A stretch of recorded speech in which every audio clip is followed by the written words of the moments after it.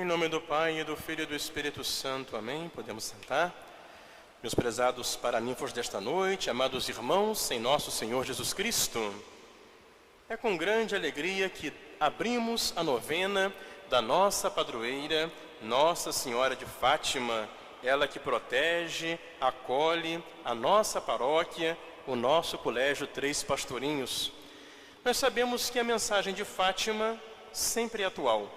É Nossa Senhora, como mãe solícita, que vem colocar-se próxima a nós, seus pobres filhos, necessitados, miseráveis, ela que vem se preocupar conosco. E por isso em Fátima, ela veio nos recordar as grandes verdades da salvação, fazendo um grande apelo à conversão da humanidade através da oração e da penitência. Fátima é uma mensagem que toca os grandes problemas do mundo moderno. Interessante que na última aparição de Nossa Senhora, dia 13 de outubro, enquanto mais de 70 mil pessoas estavam contemplando, espantadas, aquele milagre do sol, o sol que se movimentava, dançava e de repente pareceu que se desprendia do céu, estava caindo sobre a terra, e o povo teve aquele susto. E quando o sol voltou para o seu lugar, estavam todos totalmente enxutos, embora tivessem passado por uma chuva torrencial que os tinha encharcado e feito lama por toda aquela região. Enquanto acontecia o milagre do sol, grande prova da veracidade das aparições de Fátima, estampado nas primeiras páginas dos jornais da época, os três pastorinhos tiveram uma série de visões especiais. E logo a primeira visão que eles tiveram, conta a irmã Lúcia, foi que viram São José com o menino Jesus no braço, tendo ao lado Nossa Senhora com uma túnica branca e um manto azul. E São José e o menino Jesus abençoavam o povo, abençoavam o mundo. Nossa Senhora sabia muito bem que mais que nunca era preciso que nas suas aparições houvesse uma referência clara à família. A família que é a base da sociedade, que é o alicerce da civilização. A família que, como nós sabemos, vem sido atacada, desconstruída no decorrer do século XX, agora nesse início do século XXI. Já estamos entrando na terceira década do século XXI, passou a primeira, não é? Terminou a segunda, estamos entrando para a terceira. Então Nossa Senhora sabia disso, ainda mais que, como nós sabemos, em 1917, quando aconteceram as aparições de Fátima, também aconteceu a Revolução Russa, que implantou o comunismo como governo, forma política de governo, que aplicava as doutrinas marxistas. E tanto Marx como Engels já diziam que a revolução que traria o comunismo só seria possível com a destruição da família, uma vez que a família é tida por eles como a primeira forma de opressão. É o homem que oprime a mulher, os pais que oprimem os filhos. Então é preciso destruir isso aí. Então Nossa Senhora já sabia disso. Por isso ela quis fazer um aceno para a família. E o Papa Francisco proclamou esse ano. Começou dia 19 de março e vai até junho do ano que vem, como o ano da família, alegria do amor, nos preparando para o grande encontro mundial das famílias que haverá ano que vem lá em Roma.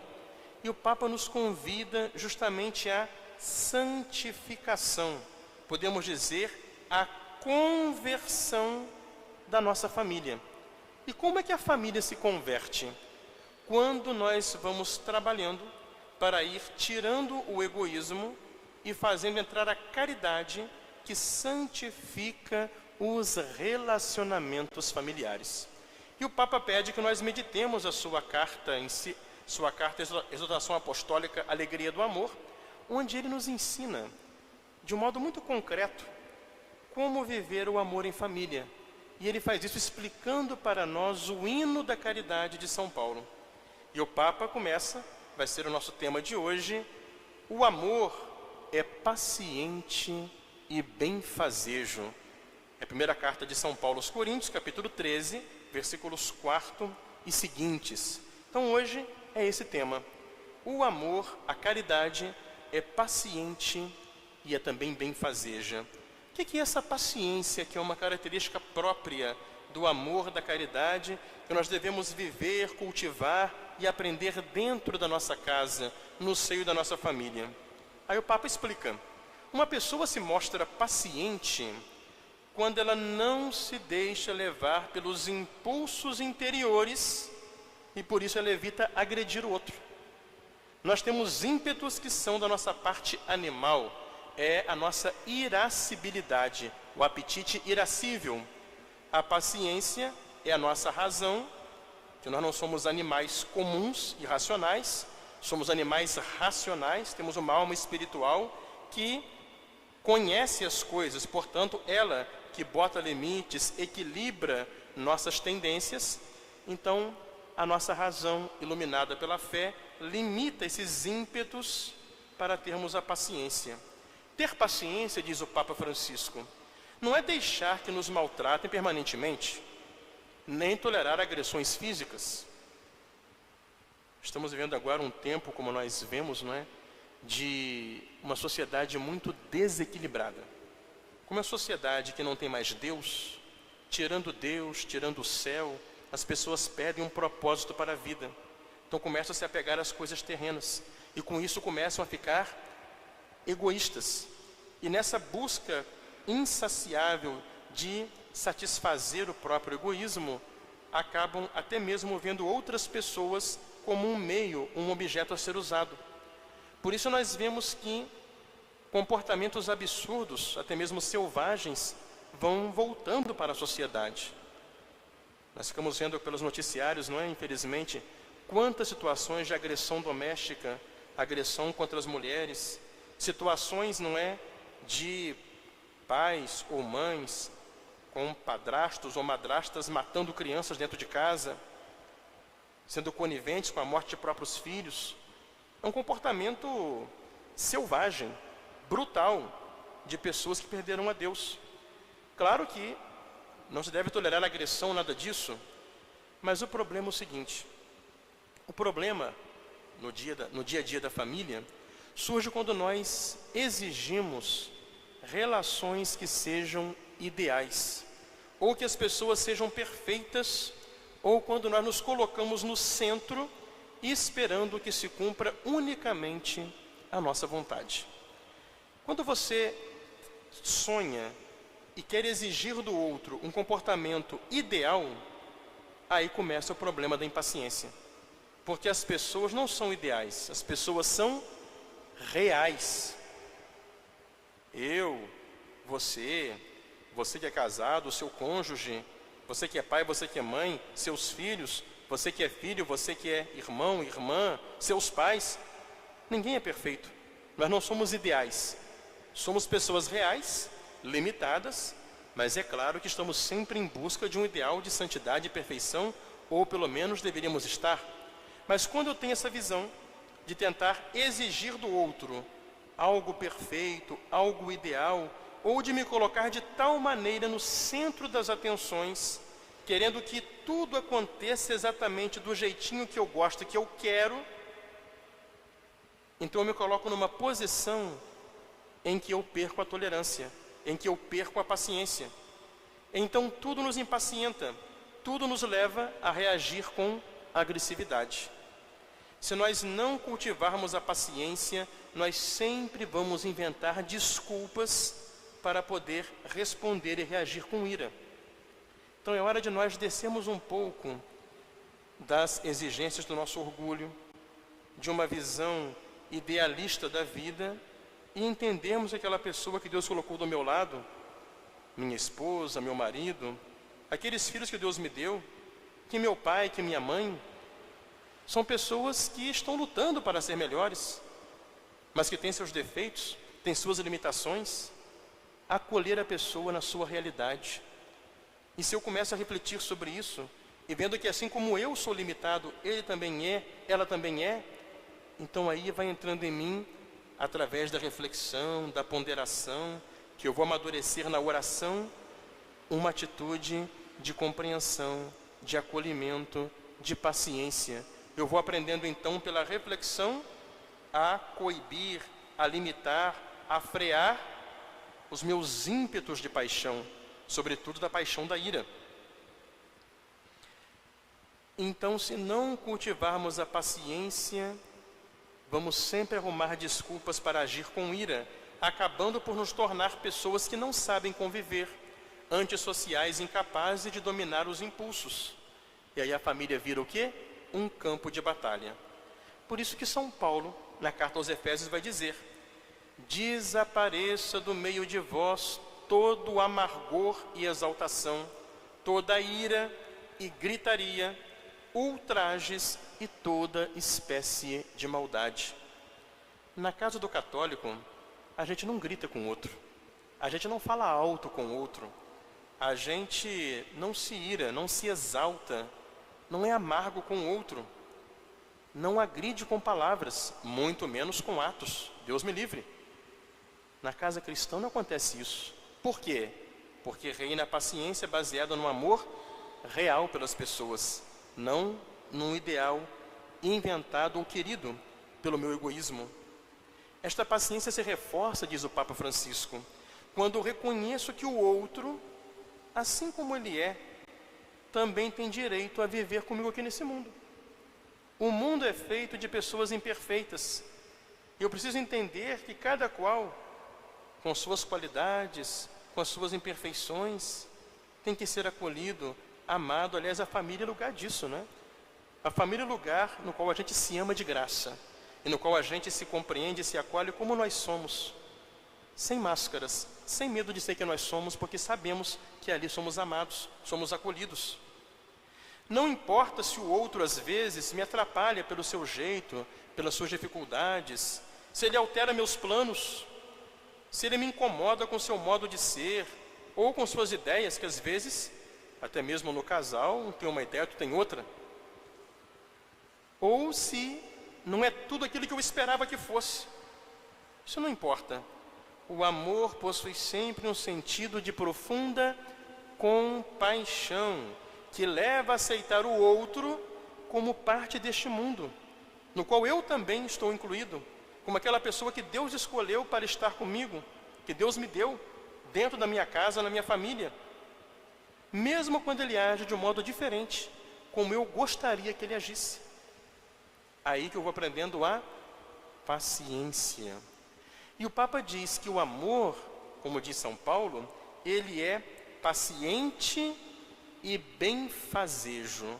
Não só o aspecto de suportar, mas também um aspecto positivo, adiantar-se, dar o passo para ser benfazejo, para fazer o bem para o outro. São Paulo pretende, com essa palavrinha benfazejo, esclarecer que paciência não é somente postura totalmente passiva, não. Deve ser acompanhada por uma atividade, uma reação dinâmica e criativa perante os outros. Quer dizer que o amor, ele beneficia e promove os outros. Isso é família. Hoje em dia, por que nós temos tantos casos como estamos vendo na mídia, não é? Que absurdo, aquela pessoa desmancha seu casamento, daqui a pouquinho se junta com outra,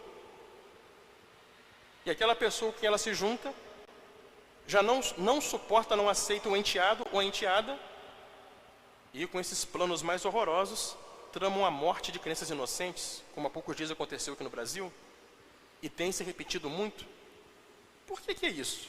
Por que isso acontece? É porque ali não existe preocupação de amar. Porque quem ama, coloca o outro na frente. Quem ama, como lembra o Papa, beneficia e promove quem ele ama. Quer o bem do outro. Quem está ali somente para satisfazer um desejo, se ele enxerga no outro, até numa criança inocente, um obstáculo ao seu egoísmo, ele vai descartar aquela pessoa. Não importa que seja uma criança inocente. Por quê? Onde não tem amor, não tem paciência. Onde não tem paciência, não há a preocupação de ser benfazejo, de fazer o bem, de beneficiar, de fazer a promoção, de promover o outro. Por isso, então, nós vemos que São Paulo, lembra que o Papa, nessa passagem, quer insistir que o amor não é somente um sentimento. Hoje em dia, a visão de amor que se tem é uma visão muito limitada, uma visão animal. O amor como um sentimento que eu devo satisfazer, não. O amor é sentimento também, mas não só, nem principalmente. O amor deve ser entendido no sentido do verbo amar, lá no hebraico, quer dizer o quê? Fazer o bem. Como ensinava Santo Inácio de Loyola, o amor deve ser colocado mais nas obras do que nas palavras. Você ama? Como é que eu mostro que eu amo? É naquele dia a dia, é naquela doação, é naquele levantar cedo, é naquele preparar o café para a família, é naquele deixar a casa como um lugar agradável para todos, é naquele lembrar-se dos filhos, não é? Preocupar-se com eles, ser presença, aquelas pequenas coisas que a gente faz cada dia um pelo outro simplesmente porque ama. É não adiantar-se ao outro. Isso que é a mostra do amor. A prova do amor é isso, é mostrar as obras, é fazer de graça as coisas por quem eu amo, porque quem ama, ama de graça. Assim, o amor poderá mostrar toda a sua fecundidade, nos permitindo experimentar a felicidade de dar, a nobreza e a grandeza de doar-se de modo superabundante, sem calcular e sem reclamar pagamento, mas apenas pelo prazer, pela felicidade que vem de dar e de servir. Isso chama-se de gratuidade, que só existe onde há amor. Porque onde há egoísmo, existe cálculo, mesquinho, interesse, busca de algo em troca. Então hoje, meus amados irmãos, olhando para nossa mãe, Nossa Senhora de Fátima, ela que veio trazer para nós o apelo à conversão. Vamos pedir a graça dessa conversão. Como estão minhas relações familiares? Será que eu pratico cada dia esse amor paciente, onde eu compreendo as limitações, as diferenças do outro? Porque eu também sou limitado, eu também tenho minhas diferenças. E eu procuro compreender, procuro entender, procuro ponderar, procuro suportar, porque eu amo. E não só suportar, mas dou aquele passo para beneficiar, para promover o outro, para dar e doar, simplesmente de graça, porque eu experimento a alegria de amar. Que Nossa Senhora, então, sobretudo, com esse espírito de sacrifício, que é a renúncia de nós mesmos, e com a oração do nosso terço, especialmente em família, faça com que floresça em nossos lares essa alegria do amor, tantas vezes perdida. E de modo especial, peçamos hoje essa graça, que a alegria do amor floresça pela vivência de um amor paciente, de um amor benfazejo. Amém.